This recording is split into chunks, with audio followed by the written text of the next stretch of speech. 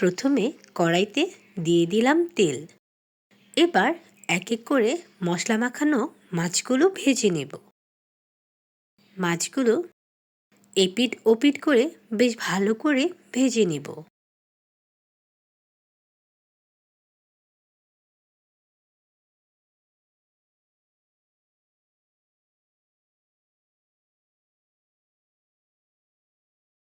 আজকের রেসিপিতে থাকছে পাবদা মাছের ঝোল।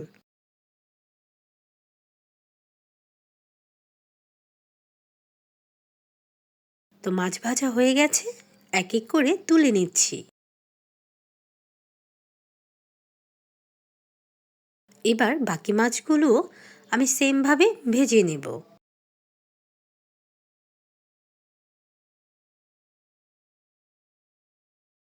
আবারও মাছগুলো তুলে নিচ্ছি। এবার কড়াইতে দিয়ে দিলাম কেটে রাখা পেঁয়াজ কুচি, দিয়ে দিলাম 1 চা চামচ লবণ, 1 চা চামচ আদা রসুন বাটা। খুব ভালো করে ভেজে নেব। সাথে কিছুটা আলু দিয়ে দিলাম। আলুগুলো এর সাথে ভেজে নিচ্ছি।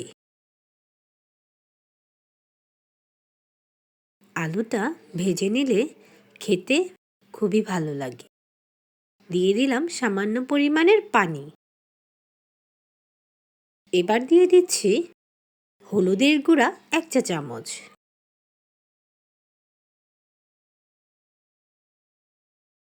দিয়ে দিচ্ছি জিরার গুঁড়া 1 চা চামচ।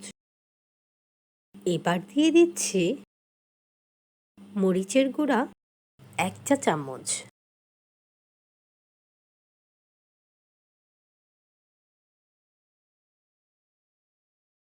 এবার মশলাটা ভালো করে কষিয়ে নেব।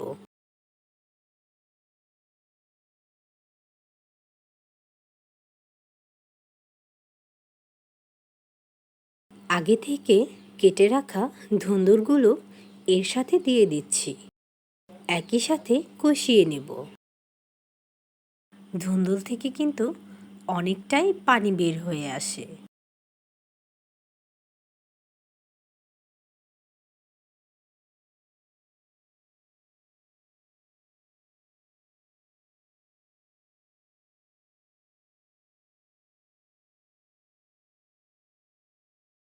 কিছুক্ষণ জাল করার পর কাঁচামরিচ দিয়ে দিলাম।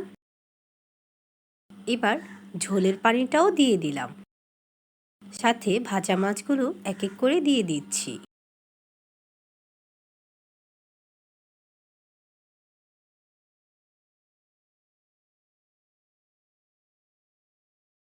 দিয়ে দিলাম ধনিয়া পাতা কুচি।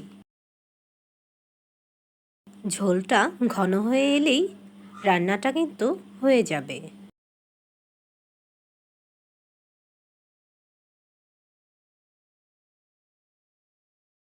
রান্নাটা কিন্তু আমার শেষ। তো কেমন হয়েছে বন্ধুরা? সবাই জানাবেন। আল্লাহ হাফেজ।